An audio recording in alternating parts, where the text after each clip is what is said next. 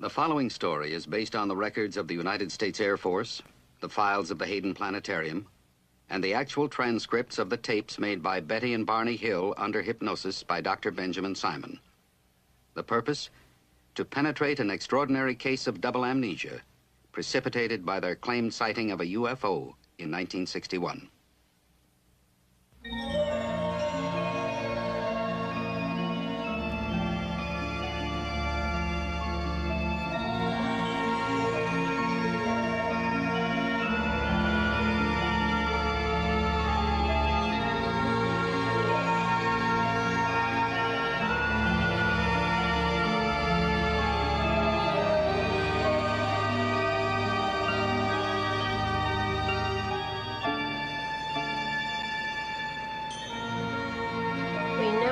Route 3.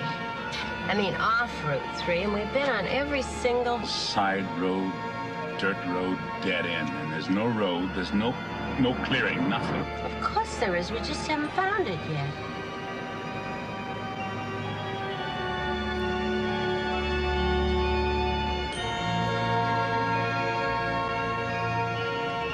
Left or right? I don't know. Let's try right. I saw the thing. I knew I saw the thing. But if my best friend told me he'd seen it, I'd say he was crazy. Barney, there have been UFO sightings all over New Hampshire. Are you saying they're all nuts, all those people? Maybe, yeah, maybe. And it's crazy to keep coming back here. It's like a compulsion. Like some of those people you deal with at work. Compulsive gamblers, compulsive wife beaters. What does that make us? Compulsive travelers? What's so bad about that? Because we only travel to Indian Head. We only travel Route 3, looking for a road that doesn't exist. How many times have we been back here, Betty? 7, 8 times. You always end up exhausted and fighting each other. I don't want to fight with you, Betty. Let's not come back. Let's just decide not to come back again. Ever. But we will, you know. You know. Oh, it's funny how we do that. Say the same thing at the same time.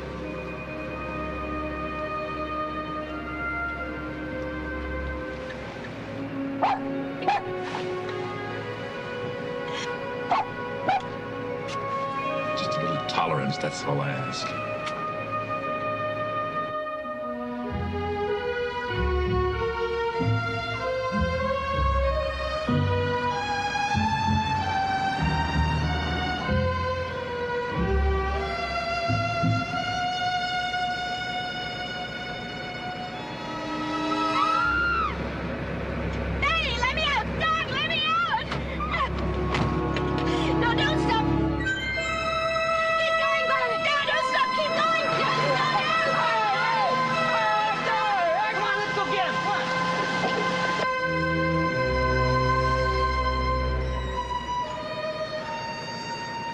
Saw the moon sitting on the ground. That was a dream, Betty. The men in the road, I saw the men in the road. And then I saw the moon sitting on the ground. Dreams are dreams and reality is reality. We almost smashed up this car because you had a dream. Don't do that, Barney. Please. Don't shut me out. Talk to me. Tell me what you feel. I feel that your dreams are dreams, and that reality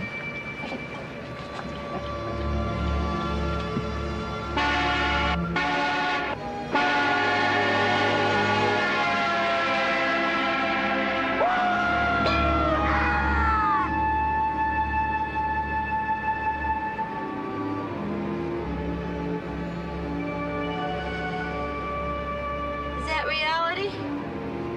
That every dumb kid in a leather jacket is out to harm you? What are you talking about? I wasn't scared, you were. Oh, don't do that, Barney. You were too. I saw your face before. And just now. I was brought up to be careful, remember?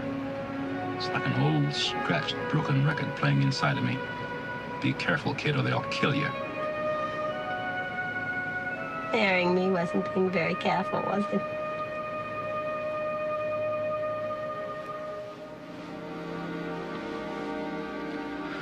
I loved you so much, I forgot to be careful. First time in my life, throughout careful.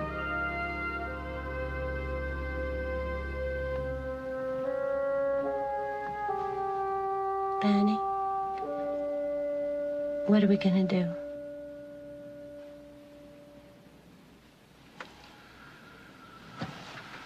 How do I know this thing happened? How do I know I wasn't just seeing things? I'm in this terrible position where I know it happened, but I can't get myself to believe it. And it's bugging me so much that my ulcers are kicking up again. Just when they were getting better. It's worse than that. I'm trying to minimize. I was out of work for 6 months on disability. The doctor said I was suffering from the complete physical exhaustion, anxiety. And Betty was having those nightmares, sudden fears out of nowhere. Things that are really not like Betty. She's so calm. And it's been almost 2 years since the experience? Yes. I keep trying to remember what happened, where we were. There's a whole area that's lost. 36 miles in there. Between the time we saw the UFO or whatever and when we heard the beeps. Now, Concord's about where you heard the beeps. There's a beeping sound. Beep, beep, beep. Is there something shifting in the car? I don't know. Uh-oh. Do you think that thing is back again? How strange. Wait a minute. I wonder if I can make the car do that myself. It was at this moment, beeping, when your memory returned. It's a time previous to this that you can't remember. Yes, Dr. Simon, that's right. I see. We go back there. Weekends, holidays, whenever we get a chance. We were just there a couple of days ago. The 2 Indian head, you mean? Yes, trying to find...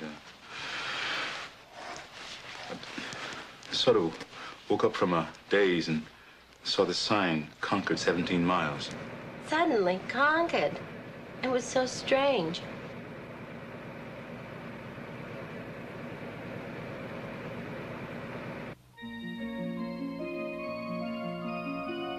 Barney and Betty Hill began general history of their anxiety problems and amnesia, highlighted by their claimed sighting of a UFO at Indian Head 2 years ago. The Hills' clearest memory is their return home from the UFO sighting experience. Treatment is to be centered on their anxiety reaction with their apparent amnesia. Unidentified flying object, secondary matter. Major job is to determine treatment of patients in overcoming this unique case of double amnesia, most probably by means of hypnosis. Barney Hill, 39, works for the post office, is distinguished member of NAACP, and active in community affairs, Portsmouth, New Hampshire. Well-read, educated, IQ of 140. Previously married, 2 children. Suffers deep guilt about leaving marriage and children, but sees them as often as he can. Also suffers from childhood of racial strife.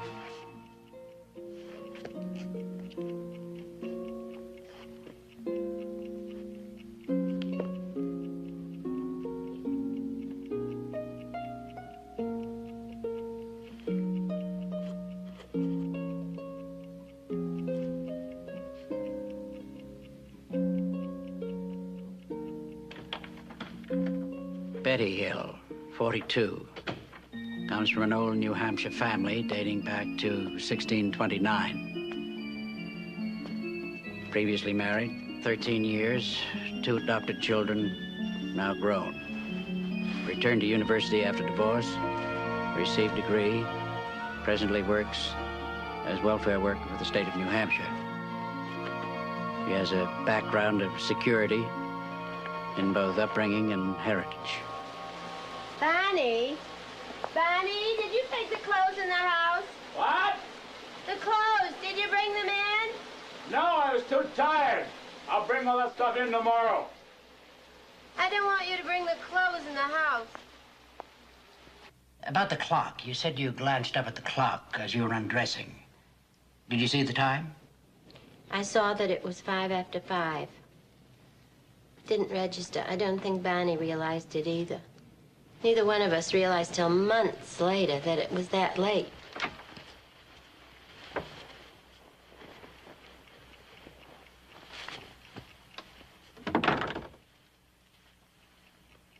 Wasn't that strange, Barney? Whatever it was.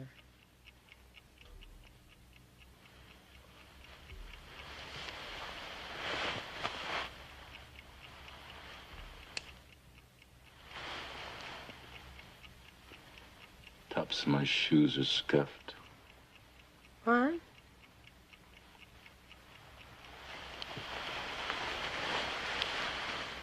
Tops of my shoes are scuffed.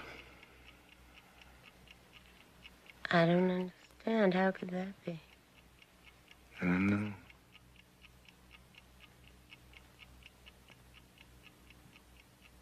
Now, Mr. Hill, when you woke up the next morning, did you experience any particular discomfort on your groin? No. It was there. I could, just had a feeling. But there was no pain or anything. Well, how much later was it that the warts appeared? Oh, 2 months, I guess, before they actually appeared. Before I actually saw them. Because I had a feeling before they actually appeared. So he went to the doctor and he diagnosed it, and by means of electrolysis, he was able to get rid of them. Yes, sir. And you haven't been in trouble with them since? No, I haven't. I see. Please, continue.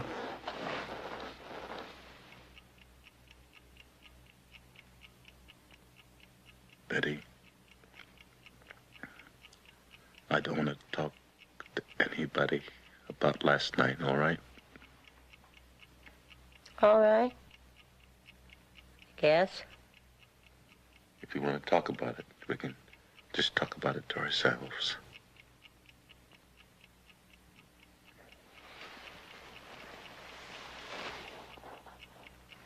But we can't just not talk about it, you know. I know that. I want to talk about it to you. I don't like feeling alone with this thing.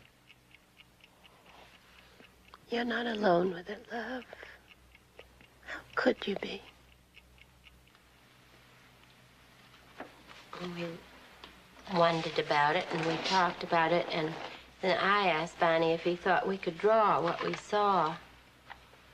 And he didn't want to do that.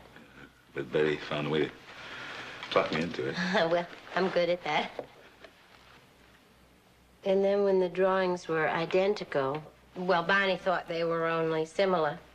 I wanted to call my sister, and Barney didn't want me to do that. He got angry. And then when she wanted me to check for radiation, Barney got really upset. Where's the compass? Where's the compass? I don't know what you're talking about, Betty. The compass, where's the compass? I don't know where it is. How am I supposed to know where the compass is? Come on, Barney, you're a big help. It's in the drawer where it always is. Why don't you look before you ask? It's always there in the same place. Betty, listen. I think you're getting too excited about all this, and I think you better calm down. I think we just better forget about all this. Barney, would you please come outside and look at the back of the car and see what happens to this compass? Janet says a compass works like a Geiger counter.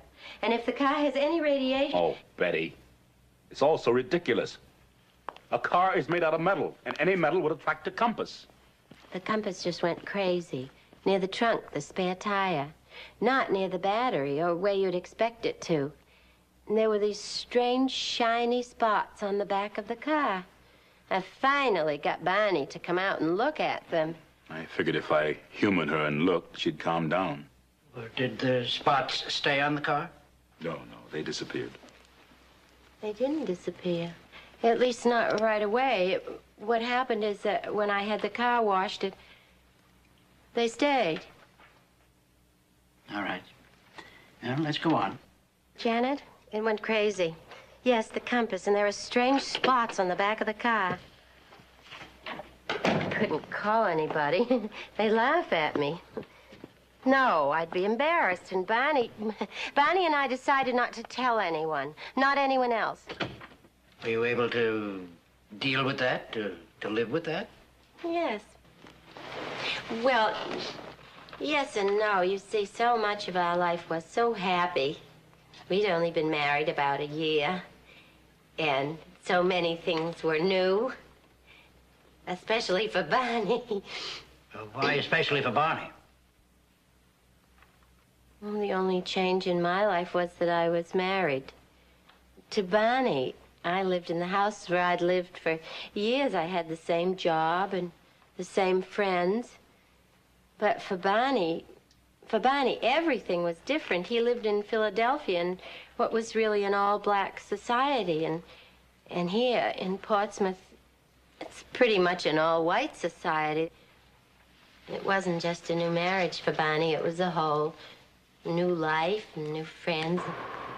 Barney makes friends so easily.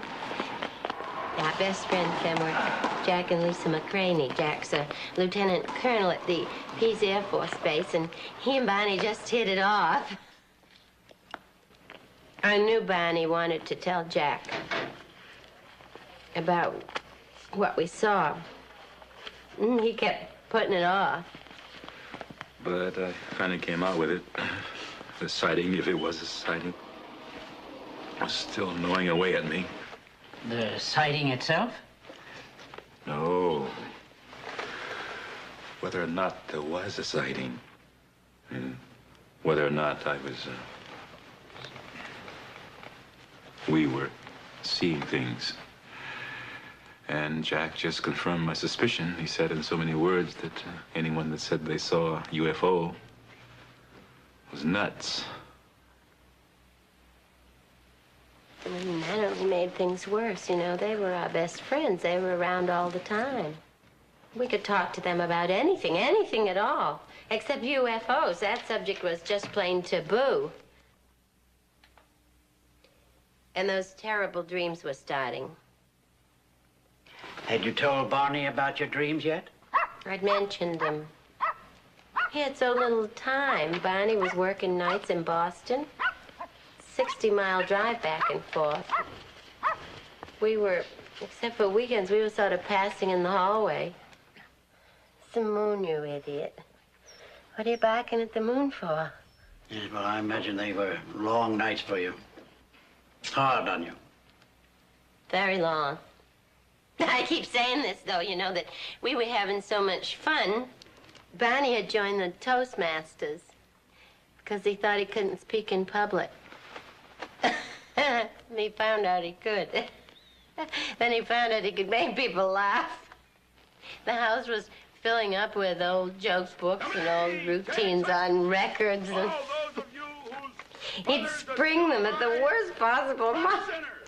Not so fast, Rodriguez.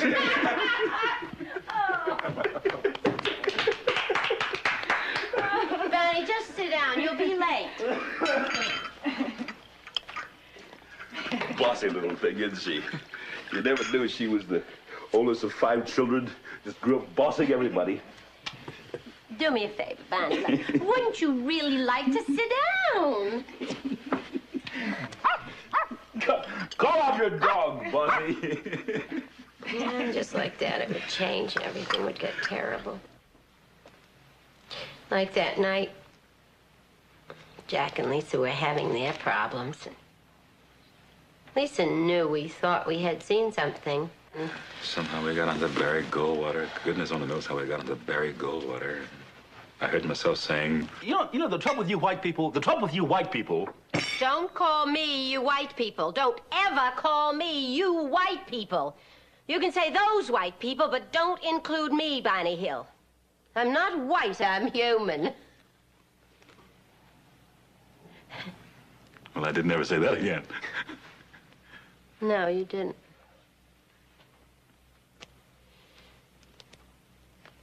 And then they were getting ready to leave, Barney, too, because he had to be at the post office by 9. And when they all were saying goodnight, you could have cut the tension with a hatchet. My fellow citizens, let no one doubt that this is a difficult and dangerous effort on which we have set out. The path we have chosen for the present is full of hazards, but it is the one most consistent with our character and courage as a nation and our commitments around the world. And then Barney came back. He said he was going to call in sick. He was so worried, and he was just lying there with this white cloth over his face to help his headache. Better? Not much. Barney, I want to ask you something. I can't, not with that thing over your eyes. It was your idea. This probably isn't the time, anyway. But I really wanted to ask you. Listen, Betty, I was just listening to the news. Barney, I said I wanted to ask you something. This is important, Betty, really important. If they actually do start shooting missiles. Who? Nobody's gonna start shooting missiles, Barney. If they do, and we're not together, if I'm at work and can't get here, now listen to me. What I want you to do is make your way to your mother's house. Now manage to get there. Is that clear? Yes. Yes, sure. Good.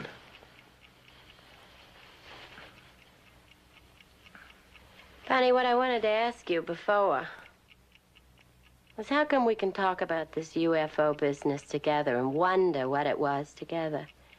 But with Janet, with Jack, it was a plane, period. With you, I can look like a fool. But with my friends, I can't afford to look like a fool. I got to hate that washcloth. More and more, he'd just lie there with it over his face. Just kept calling in sick. Well, I was sick. The ulcers, the headaches. Yeah, I was worrying. I mean, I've always been a worrier, but this is really getting out of proportion. I'm worrying about things that I didn't have any control over. I really thought we were going to be attacked. By whom? I don't know. Well, I thought Russia, but I don't know. And were the nightmares continuing, Betty? Yes, on and on. I started writing them down. I'd get up in the middle of the night and write till I was exhausted. I had done that before. When things upset me, I would write them down. It would help. You still have a copy of those dreams? Yes, I stuck them away somewhere. You know, that's funny. I'd forgotten I wrote them down. Because I'd like a copy of them, if you don't mind. Oh, sure. I'll look for them. And it was about this time, Barney, that you went to see the doctor, and he suggested that you take a rest, take a sick leave. Yes, it was about this time. So, I just started staying home, trying to relax, work in the garden, read, stuff like that. The kids came more often. I could see them more often. They really liked Betty. I mean, they got along well with her. They really loved her. Because I used to tease her. I told her that it was her cooking they loved. But, mainly, I was just lying around and reading UFO books.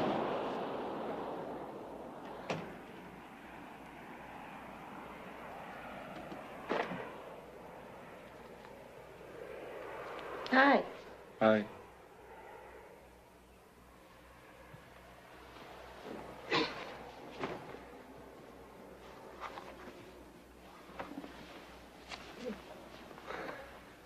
What's the matter? You upset? No, I'm not upset. Why?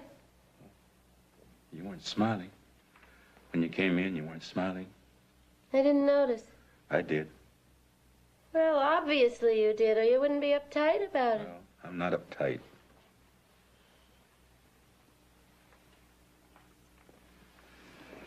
Sorry about that. I'm uptight. What about? Well, if I knew. I wouldn't be lying around this house all day, would I? Wouldn't be reading these stupid books.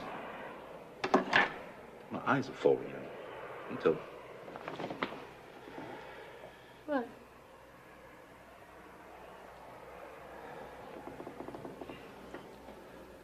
Till I think I'm nuts as they are.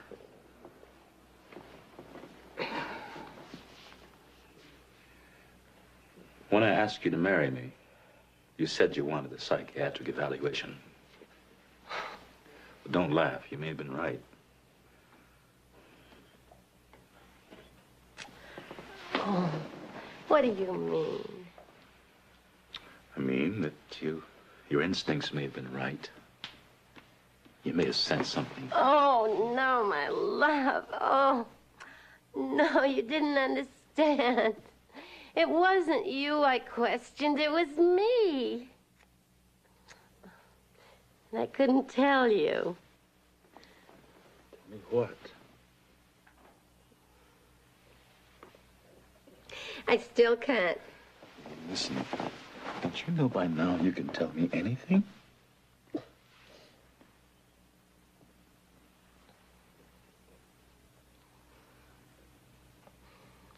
I'm not pretty. Who says? Nobody. It's something I know. Something I've always known. I'm not pretty. And that's nonsense. And what's it got to do with a psychiatric evaluation of me? Oh, you don't understand. I was afraid you thought you loved me. You thought I was pretty because I was white.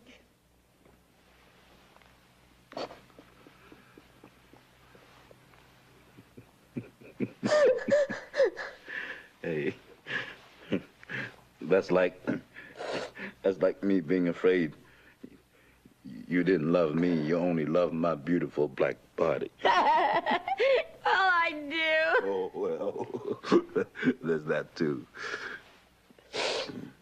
You're right. You're not pretty. You're beautiful. And I see the whole world, Betty. I see every bit of beauty in the whole world in your face. No. I see you, Betty. I see you.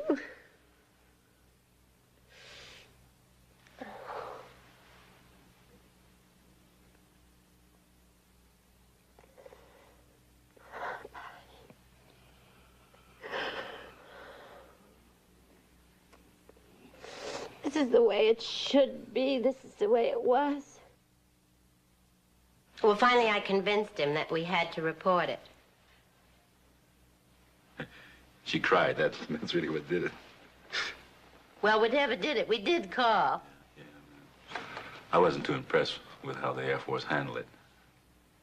But when Wayne Webb from the Hayden Planetarium contacted us, then I knew that Betty was right. And we had to tell everything we saw.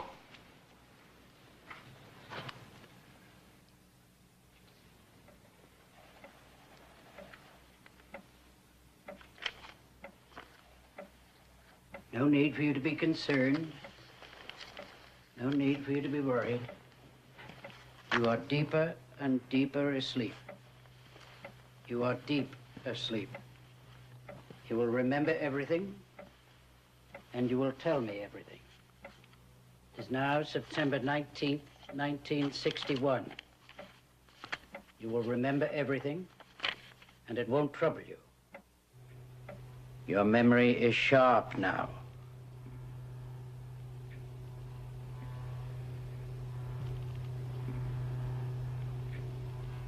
I want you to go back to the time of your vacation in Montreal, beginning with the time you left your hotel in Montreal. Yes. I want you to tell me in full detail all your experiences, all your thoughts, all your feelings, beginning from the time you left your hotel. Now, were you in Montreal? It was approximately 112 miles from Montreal. We were driving from Niagara Falls through Canada. Well, just go on. Tell me about your arrival there. The thoughts that were going through my mind was that would they accept me at the motel, because would they say they were filled up? And I was wondering if they were doing this because I was prejudiced. Because you're prejudiced? Because they were prejudiced. You run into this a lot, I take it. I have not actually run into being denied accommodation yet. You mean you worry about it? But I know that this does happen, and I am concerned. Did you tell your wife about your concern? Does she share it? I express it, but she does not share my concern in this matter. Very well. Go on. We are riding around, and I'm lost. And I'm concerned about the toll gate, customs. Why? I have a gun in the trunk of the car, a .32 pistol, and it is hidden in the well of the trunk of the car with the trunk mat over it. And I'm thinking, why did I do this? Why did I bring this gun along? And I know it is all my fears, that I believe the hostility of white people, particularly when there is an interracial couple. Yes, well, go on. Your memory is sharp. Where are you now? Now, we're in the country part of New Hampshire on Route 3, and I'm thinking, I've got to get a hold of myself and not expect hostility when it was no hostility there. And I look up through the windshield. I look up through the windshield of the car where Betty saw a star. Oh, that's funny. But I said, Betty, that is not a star, it's a satellite.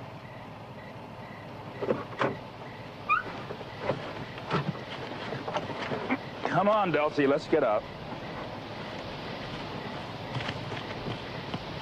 Hurry up, Betty, so I can see. It's not a satellite, it's a plane. Barney, what kind of a plane is that? What kind of plane was it? It is right over my right, and it does not go where I thought it would go. Barney, I'm asking you a question. What kind of a plane is that? Oh, that's funny. It was funny. They're coming around Toward us. They're changing course. Just a Piper Cub.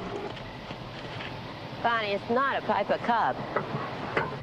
You saw a small plane. Barney, that's not a plane. It's still following us. Barney, where are you going? I just want to see it. Still there. It's coming closer. It is not. It is not coming closer. Just way up there. Betty, what are you trying to make me believe?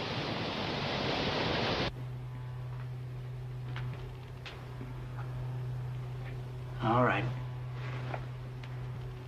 We'll stop here for now. Just relax. Be comfortable. Until you hear me speak again, you won't hear any sound here. Just rest and be comfortable.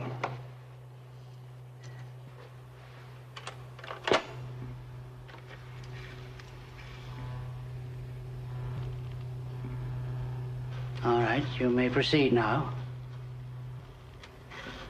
And I am wondering, why doesn't it go away? Do you still think it was a small plane? And I'm wondering why these pilots, why, they shouldn't do that. They shouldn't do that. And I can't hear any noise. And I think this is ridiculous. I can't hear any sound. And I want to get back in the car and get out of there. I gotta get out of there. And it is still coming around towards us. And I look up and down the road, and I think how dark it is. And I think, what if a bear were to come out? And Betty is looking. I think she said, and I'm mad with her. I think Betty is trying to make me believe this is a flying saucer. And I am wondering, why doesn't it go away? I want to wake up. You won't wake up. You're in a deep sleep. You can go on.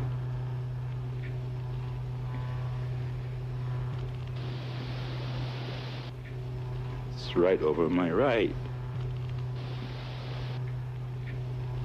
What is it? I gotta get out of here. This won't trouble you. Go on. You're remembering everything now. And I try to maintain control so Betty cannot tell that I am scared. Oh, I am so scared.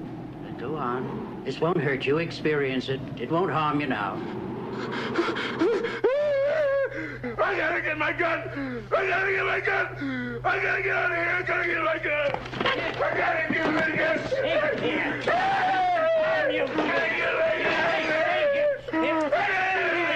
Nothing can harm you here.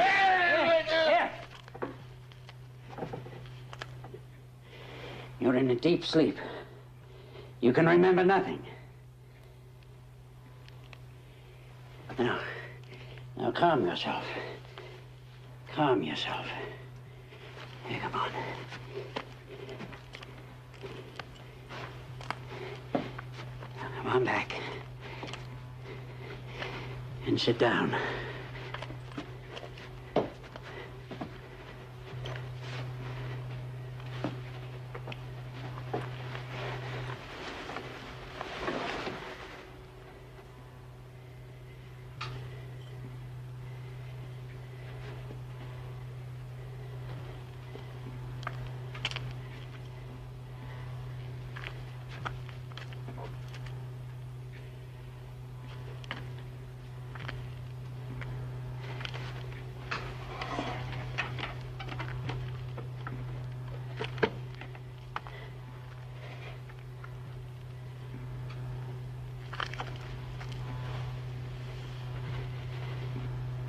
All right. You can wake up now. You can remember everything. Just go on remembering. There's no need for you to cry out. You're calm now. You still feel you have to get your gun? Yes. It meant to harm you, you felt? Yes. And I open the trunk and I take it out and I put it in my coat. And I look and I say, I'm not afraid. I'm not afraid. I'll shoot it down.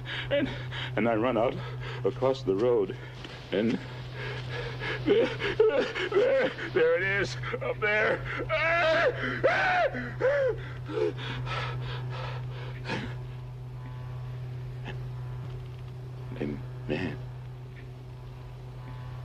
A man. Is he a captain? What is he? And he's looking at me, and I say, no, I have to shake my head. This isn't true. This can't be true. And it's still there. And I look up and down the road, and I think, can't somebody come along and tell me that this isn't there? It's there. Are you sure it's there? Yeah. You're not having a dream? And I touch my right arm. It's not my right, it's my left arm, and it's there. If I let my binoculars fall and dangle, maybe it won't be there.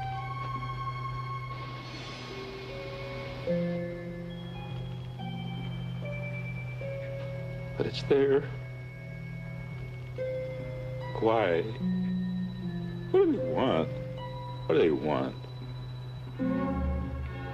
And this one person looks friendly to me. He's friendly looking. And he's looking over his right shoulder at me, and he's smiling, and he's friendly. But the other one, with the evil face, he looks like a Nazi. He's a Nazi. Did he have on a uniform? Yes. Did they have faces like other people? His eyes are slanted.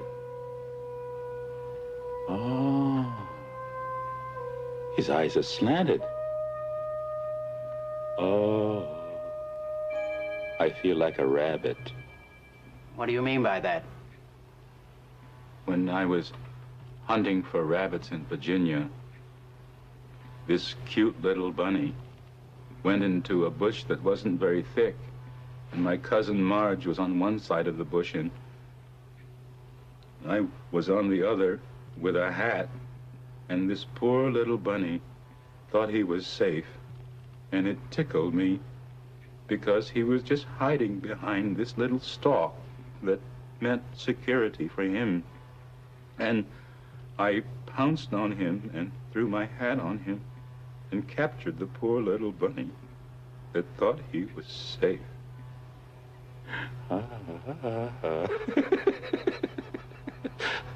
Isn't that funny? I thought of that standing out there in the field. I'm that bunny. I'm gonna be pounced on. I'm that bunny. This creature is trying to tell me something. I can see it in his face. Are its lips moving? No. His lips aren't moving. But he's looking at me and he's saying to me, don't be afraid. Did you hear him tell you this? No. You felt he said it? I know. And he said, just stay there, he said.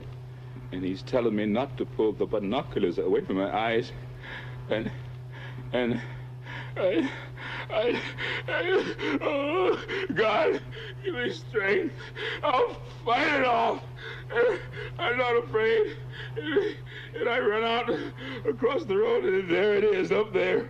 Oh, those eyes. Oh, can I please wake up? Just a little longer. You'll get through this, all right.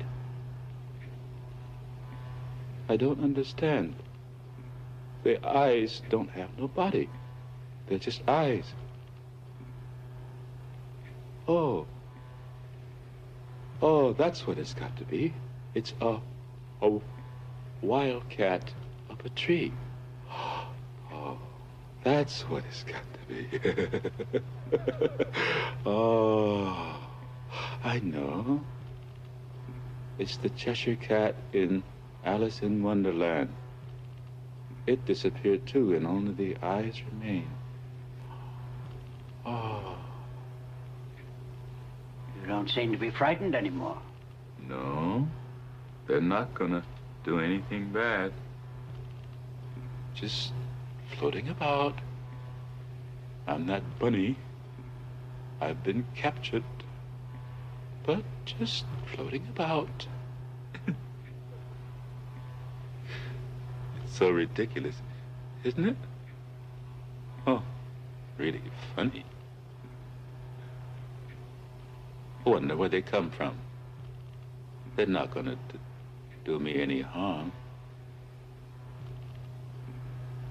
I wish I could go with them. Oh, what an experience to go to some distant planet. Maybe this will prove the existence of God. Isn't that funny? To look for the existence of God on some other planet.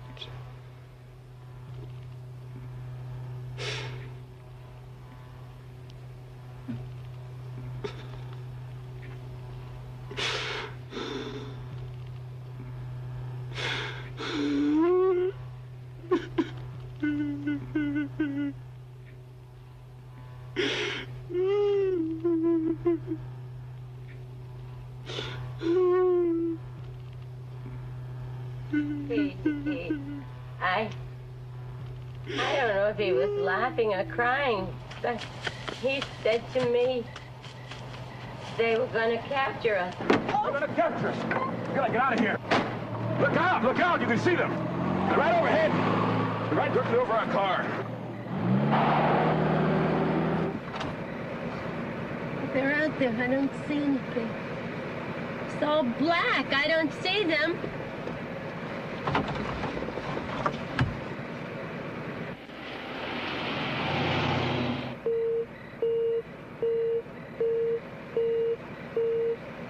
What's that?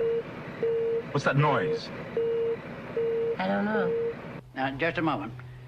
This was the first series of beeps, when your amnesia begins.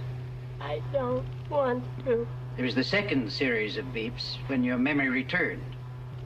I don't know. Well, you will remember, clearly.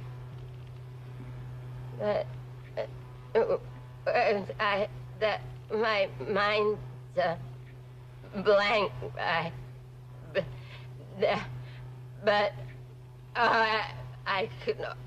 I almost remember.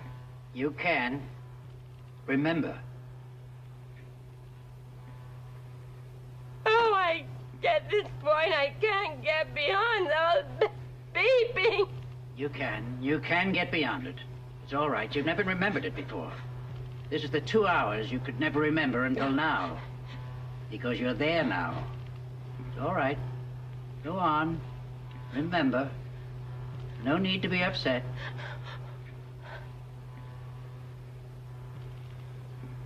I'm not supposed to.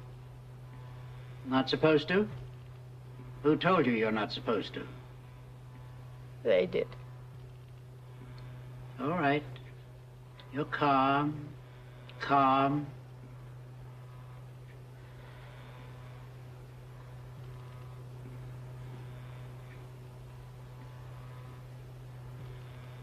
We're driving along.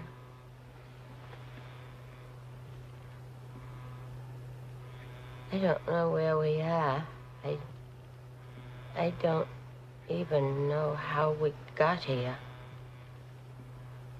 Barney and I, we were driving. I don't know how long. I don't know how long. We haven't even been talking. I was just sitting there, feeling that something's going to happen. No, I'm not really too afraid. Except now I am. At that time, I didn't feel afraid. Why are you crying if you're not afraid? I'm afraid now. But then I wasn't. I wasn't afraid. I was afraid. I was afraid when I saw the men in the road. The men in the road? I've never been so afraid in my life before. Tell me about the men in the road. It's all right. You're safe here. Tell me about the men in the road. Betty, don't fall asleep. I want you to stay awake so you can remember. Tell me about the men in the road.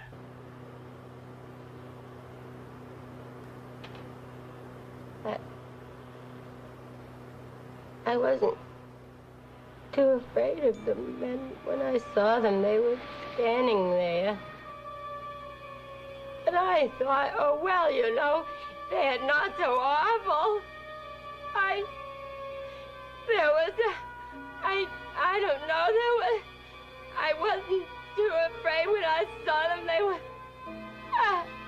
were just, no, I couldn't get a good look at them.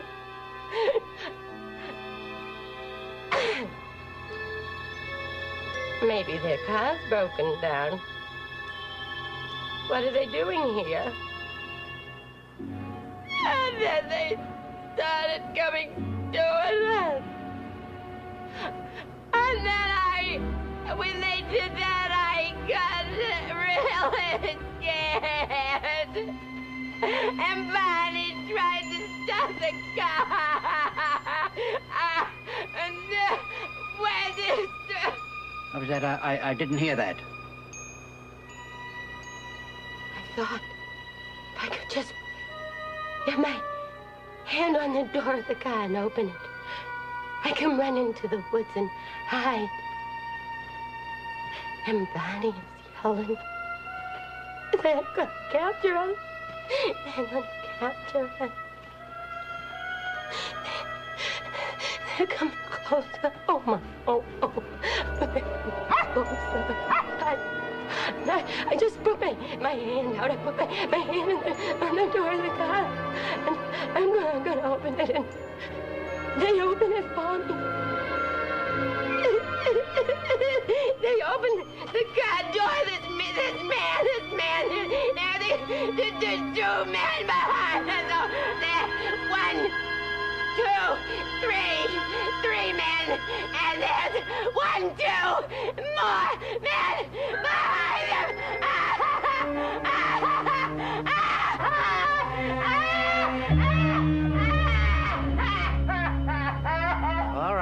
All right. You'll stop there for now. You'll be relieved and relaxed. When you wake up, you won't remember anything that's transpired here. You won't remember anything until I ask you to record. All right. You'll be comfortable and relaxed and at ease.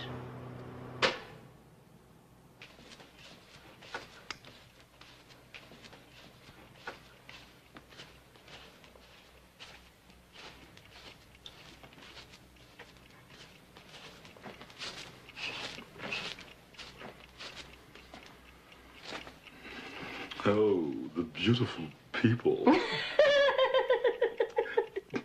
Don't do that. The Kennedys don't giggle. What about? You got no class, girl. Don't give me that talk about your Mayflower ancestors. Now, how could I go and marry a girl with no class? No, Betty, no. Not that, no, Betty, not that, no, anything even that, no. Serves you right.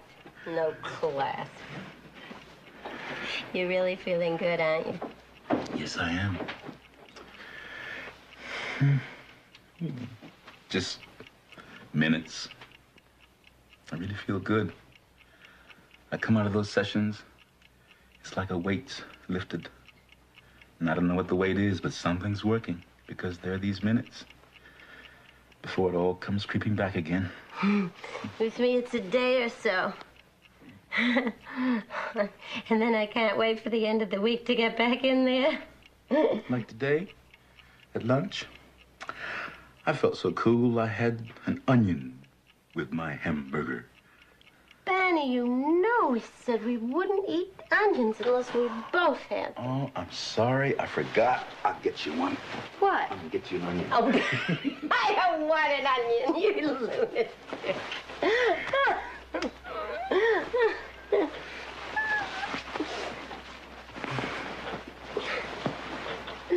It's really strange, isn't it? It really is. So amazed. So curious. Just dying to find out what's going on in there. So am I. It's amazing. I didn't think I could be hypnotized. It's so unlike me. Just have to be in control all the time. But I walk in there and bang. I guess I trust him. Me, Barney Hill, trusting somebody. Except me? And him. Yeah, it's funny. I trusted him right away. So did I. Oh, yeah, but you're used to trusting people. You know me. I'm not paranoid. It's just that the whole world is out to get me. Especially boys with ducktail haircuts and old ladies. Old ladies? What, are you kidding? Yeah, sort of. No, not really. My earliest memory, except that I don't think it was really a memory, just that my mother told the story so much that I feel I remembered it. I was just a baby, 6 months, 9 months, and we moved into an all-white neighborhood in Philadelphia. And my mother put me out on the porch in a carriage. She came out just in time to see an old lady sneaking across the porch with a pot of boiling water, and she was going to dump it on me. Oh. Yeah. You're not crazy. Well, I don't know. Maybe it didn't really happen, but I grew up on stuff like that. All those summers in Virginia. I remember my uncle and all the men on the farm sitting up on the porch all night with their loaded guns. And all night because they were coming. They said they were coming, but they didn't come. I know. No. I don't know. Well, there's no way I could ever know, is there? No, thank God. My fears? You know, it's odd. My fears aren't ever of the real. No, it's what I don't know. The unknown. Death, lost time, and really, the unknown. It's not that frightens me. It's not being in control. The idea of not being in control.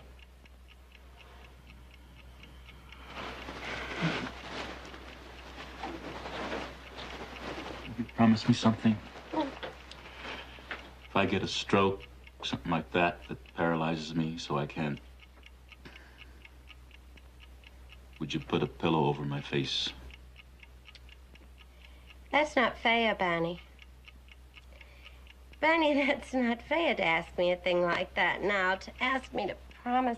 All right, don't promise now, but if, just decide then, knowing. Okay, I'll decide then, when you're 102. It runs in the family, you know, strokes. And I truly am scared. I would have told you about that and asked you about that before, but I didn't want to frighten you. Would you be all right? No. No, I wouldn't be all right. Oh, baby, don't cry. Didn't mean to make you cry. Yes, you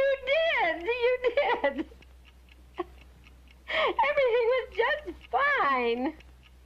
We were laughing. We were fine. You had to spoil it. You had to.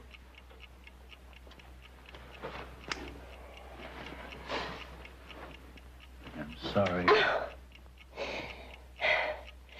I know. So am I. Oh, we're always sorry.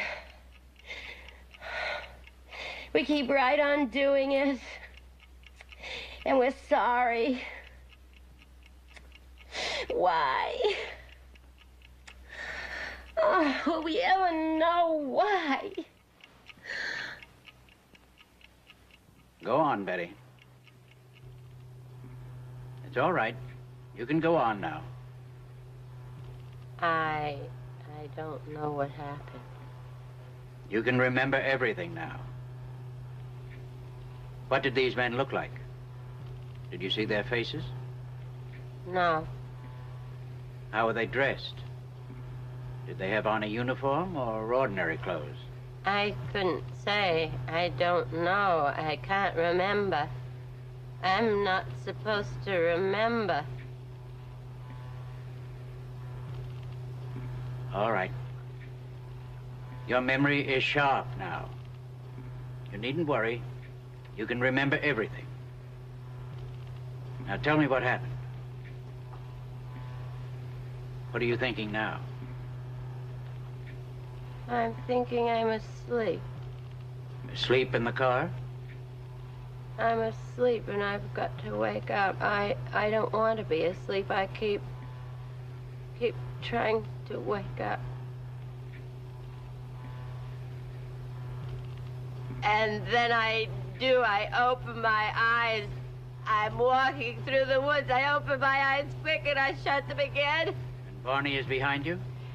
There's a couple of men behind me, and then there's Barney. There's a man on each side of him.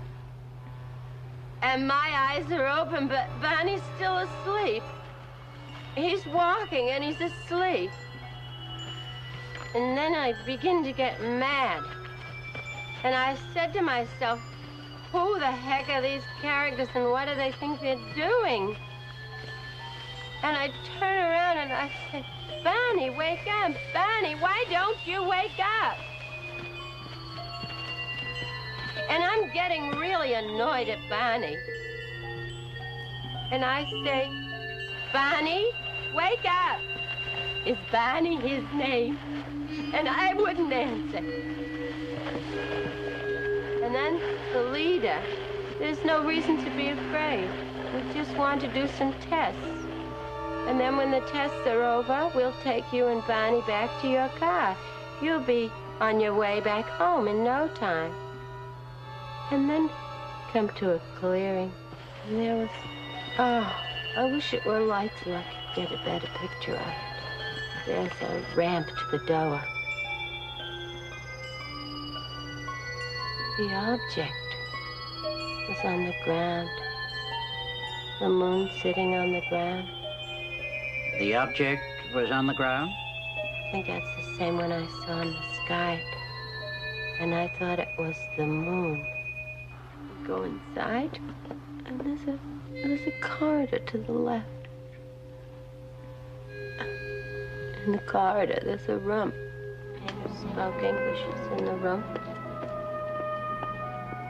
And then another man comes in. I haven't seen him before. I think he's the doctor. And they both look through this machine here and here. What do you think they were doing? I have an idea. They're taking a picture of my skin. They're doing all kinds of things. And then they took something like a letter opener, only it wasn't, and they scraped my arm here.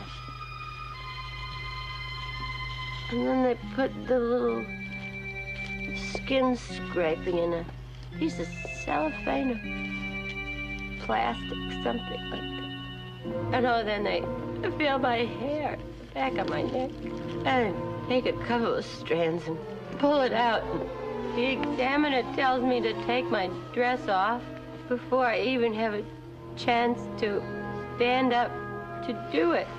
Your dress has a zipper down the back? Yes, it zips down the back. The examiner unzipped it and flipped my dress off. And they're talking. I don't know what they're saying. I couldn't understand that part. I want to do some tests. I want to test your nervous system. I don't know how our nervous systems are, but I hope we never have nerve enough to go kidnapping people off the highways as you've done. I am lying on the table.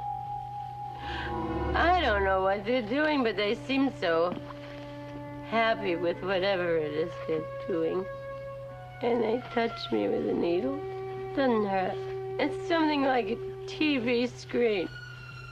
And then they turn me on my stomach and then back over on my back. And I see the doctor has a long needle in his hand. Go on. Go on, it's all right. What are you going to do with that? And he tells me that it won't hurt. He just wants to put it in my navel. It's just a simple test. Stop, it's hurting, take it out! And the leader comes, he rubs his hands over my eyes and says it will be all right. I won't feel anything. The pain's gone away, but I'm still sore when put that needle in. I don't know why they did that, because I told them they shouldn't do it. Did they make any sexual advances to you? No. I asked the leader, I said, why did you put that needle in my navel? And he said, it was a pregnancy test. And I said, I don't know what you expected, but that was no pregnancy test here. When you had all of these experiences with your dreams, why would you have dreamed all these things? The dreams were the same as the experiences that you felt you had? I figured that in my dreams I remembered what actually happened.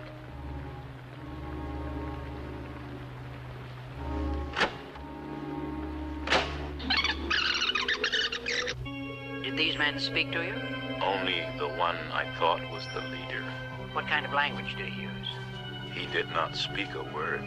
I was told what to do by his thoughts. And I was always aware that somehow there was something peculiar, which is the absence of a mouth. There seem to be indications that a great deal of the experience was absorbed by Barney Hill from Betty, in spite of his insistence that this was his own. And there are definite indications that her dreams had been suggested as a reality. The implications are self-evident. Go on, it's all right. And so then I asked him where he was from. And he asked me if I knew anything about the universe. And I told him, no, I knew almost nothing. But don't judge this country by me. There are people who do know all about the stars. And there was this one big circle, and it had a lot of lines coming out from it. And then to another circle, quite close, but not as big. You think you could draw the map? Yes, I think so. He said these were places they went to occasionally, and the broken lines were expeditions. And I asked him again where his home port was, and he said, where are you on the map?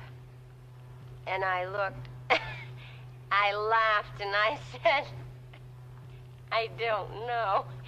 And he said, if you don't know where you are, there isn't any point of my telling where I am from. Or did they actually speak English?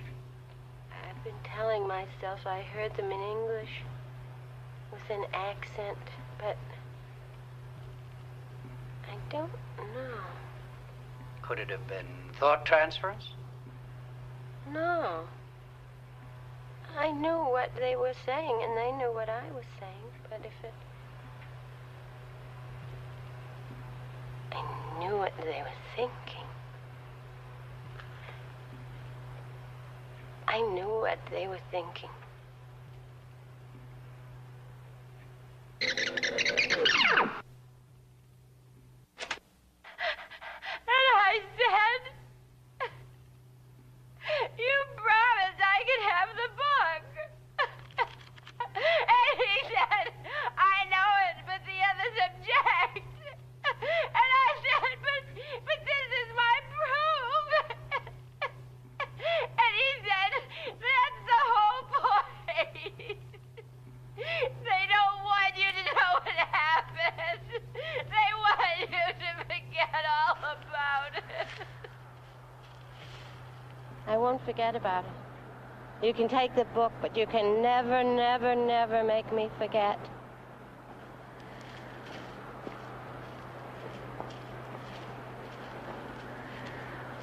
I'll remember if it's the last thing I do.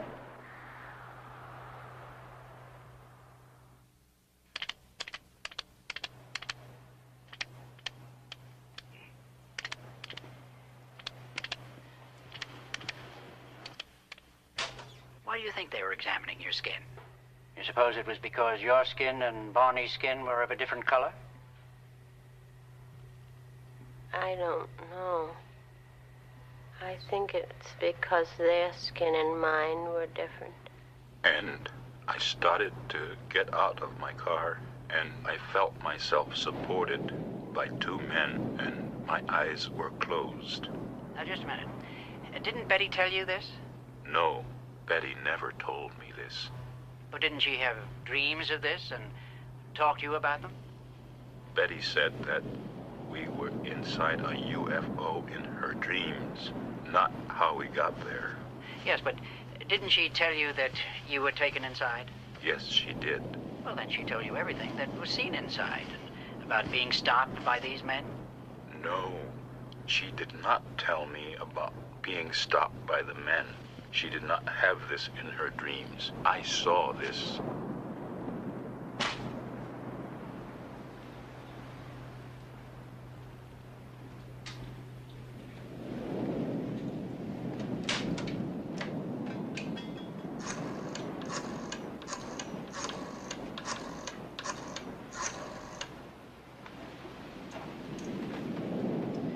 General Davidson, please. Jim. Ben. Look, I've got a problem. As I see it, there are four possibilities. One, they're lying. Now, I can discount that because they're honest people, high integrity. Two, there's a case of dual hallucination. Well, it's improbable for reasons I won't go into. And three, the incident was a dream or an illusion. Now, this I intend to explore further. What makes you think it was a dream? Well, I didn't say I thought it was a dream. I said I'd explore it further. You know, I remember you saying exactly the same thing about a young lady in freshman biology, that you thought you were in love with, that you wanted to explore that. All right. Now, the reason I'm going to explore it further is because a background existed. A sensitized background existed on which a fantasy could be imprinted to be experienced later as a dream. Now, hold it, Ben, you lost me. Yeah, well, forget about that. I can't discuss the personal aspects of this. But what I really want to know is the sighting of a UFO probable? More important than that, has there ever been an actual case of an abduction aboard a UFO? Is that possible? Do you want the official Air Force position, or... Well, I want whatever you can tell me. All right. The official position is, we don't know. Now, you think you could take that a step further? Yeah, but not too much. Because each year, after investigating about 1,500 reports of UFO sightings, we've come up with a 95% explained natural phenomenon. I mean, balloons and things. Balloons, weather inversions, kooks, and 5% unexplained. Now, that unexplained is never denied. We just file it under the heading of insufficient data.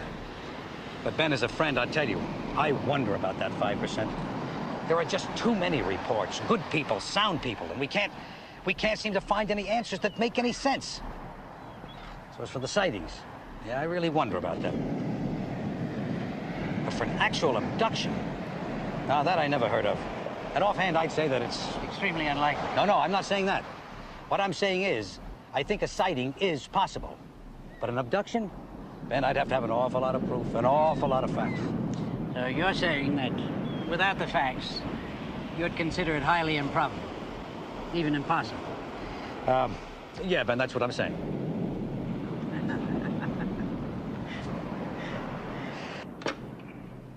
Barney and Betty Hill have hypnotized each of them separately, and each of them separately remembers, in general, the same experience. I suspect that in this stage of therapy, the sighting of an object, which could possibly be a UFO, triggered an externalized fantasy, a fantasized trauma which the Hills have projected their inner turmoil. I just had a hysterical thought. What if Dr. Simon were a spaceman? Oh, Betty, don't be ridiculous. Neither Barney Hill nor Betty Hill realize that their experience, as described, is almost identical to the long report that she wrote about her dreams. If he changes his mind and decides not to let us start listening today. Of course he's gonna let us listen. He said so. Oh, Barney, don't be ridiculous.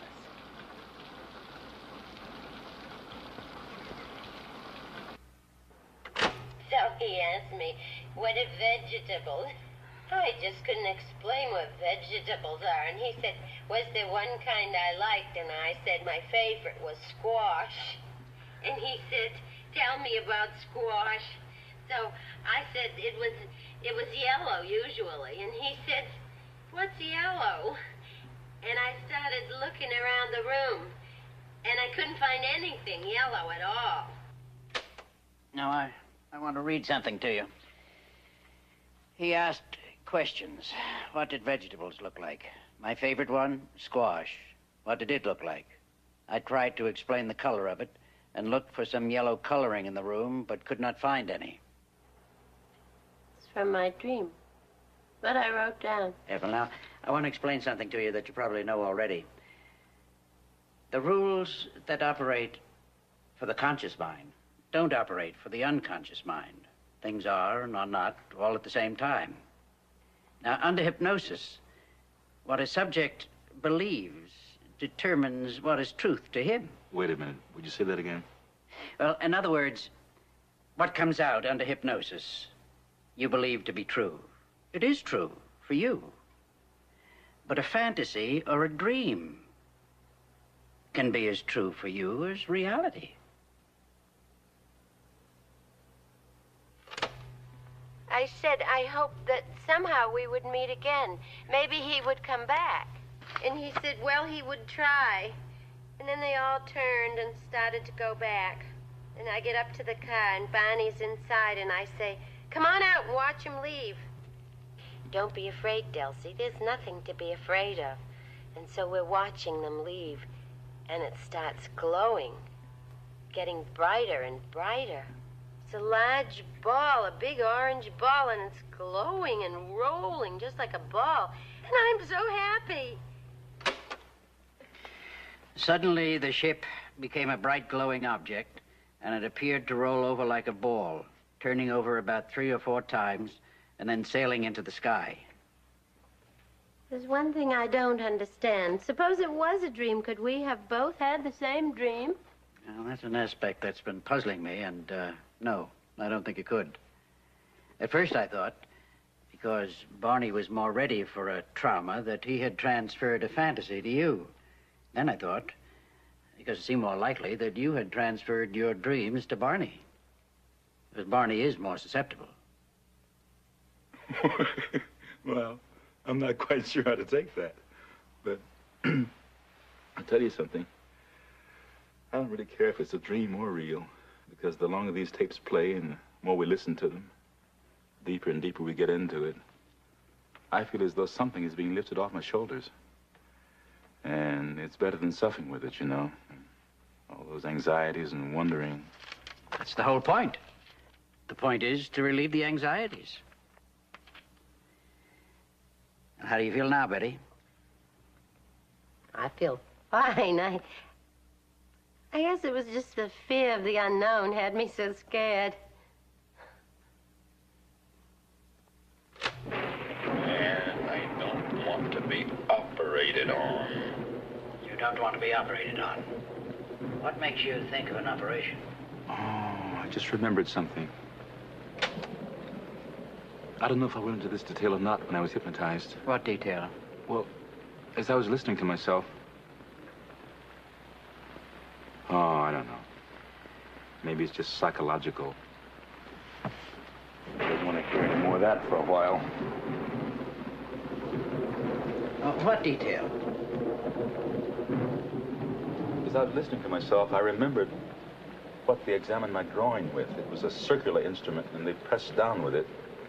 You know that small ring of warts that developed in an almost geometrically perfect circle around my groin? Since the therapy began, it's become a little painful, inflamed around the whole area. And I was wondering, those warts originally appeared way back in 1962 when I had no conscious memory of the events aboard the craft, right? Now here it is, 1964, and they get inflamed. How's that possible? I don't know. It may still be part of a shared fantasy. But I just don't know.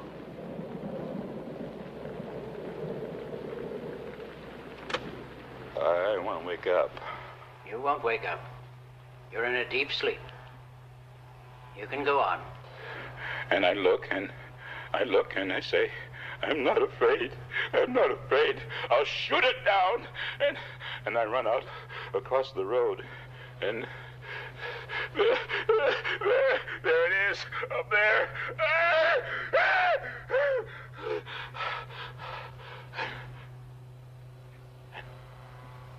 And man, and oh, God, give me strength. I'll fight it off.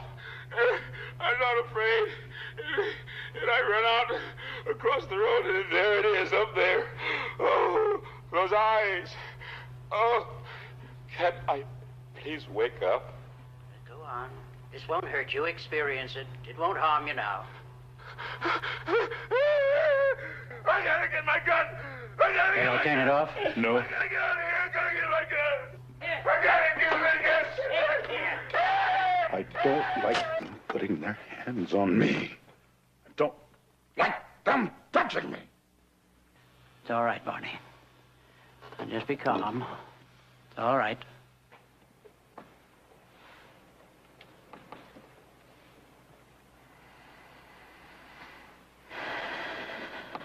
Dr. Simon, I don't want to offend you in any way, you understand? I have a great respect and admiration for you. And I can only thank God that we came to you with all this. But your theory about dream or fantasy, it's real. It did happen. I know that now.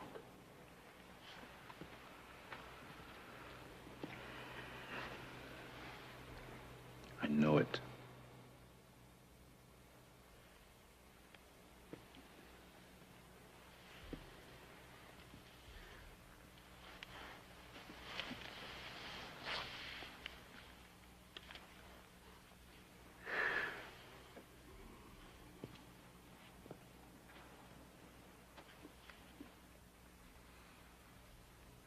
Dr. Simon, I haven't said before either how grateful I am. I just want to say, too, thank God we came to you with all this. Well, thank you, Betty and Barney. Thank you both.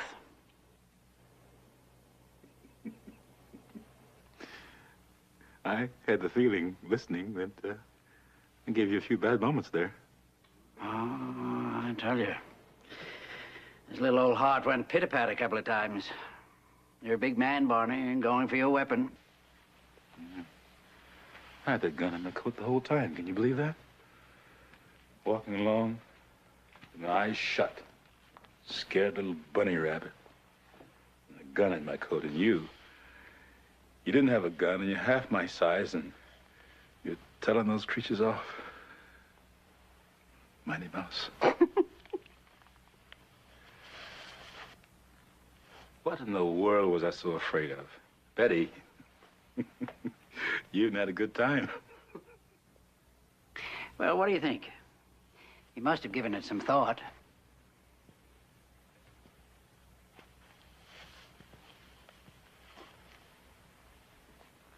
The bunny.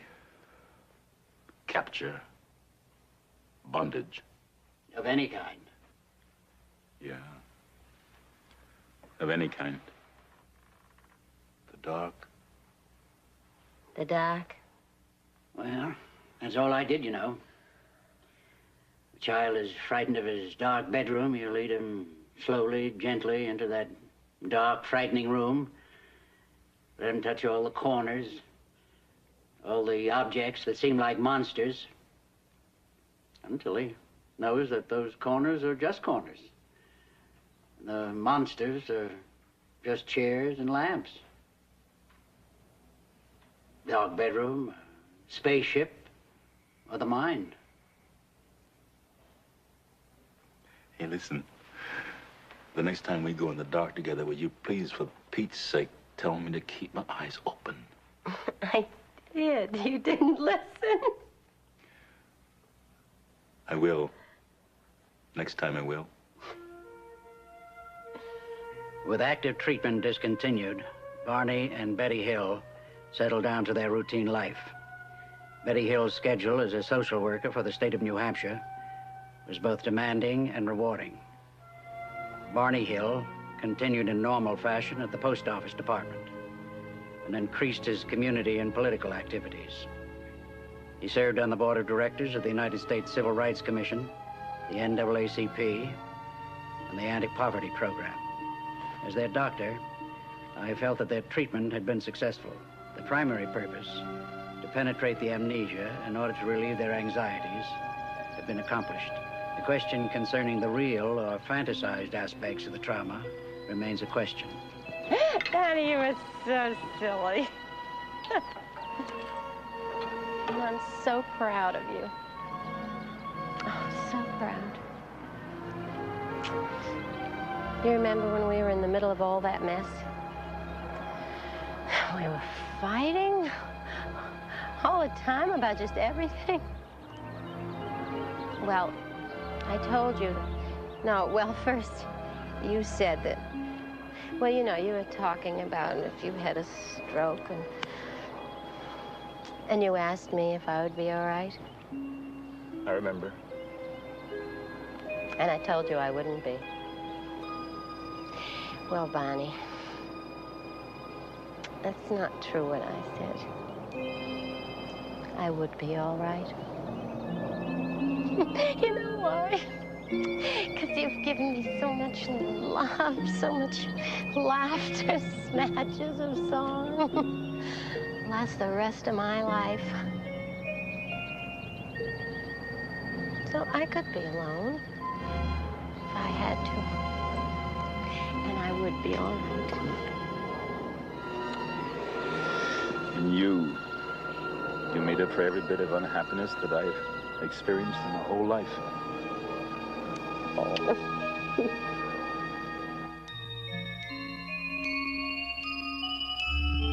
In 1963, under hypnotic suggestion, Betty Hill drew from memory the map shown to her aboard the spacecraft. Astronomers became fascinated, for what if the map corresponded to a pattern of real stars from an alien viewpoint? Astronomers reasoned that the majority of star systems likely to have life-supporting planets were located in the obscure southern constellation of Reticulum. Yet 3 stars in the cluster were unknown until 1969. No astronomer on Earth knew their position in 1963. But that same year, Betty Hill drew a map which contained these undiscovered stars. Astronomers at Ohio State University requested a computer to put them in their correct position out beyond the incredible double star system of Zeta Reticuli 1 and Zeta Reticuli 2, 220 trillion miles, 37 light years away from Earth, looking toward our sun. And the computer duplicated with virtually no variation the now famous map of Betty Hill.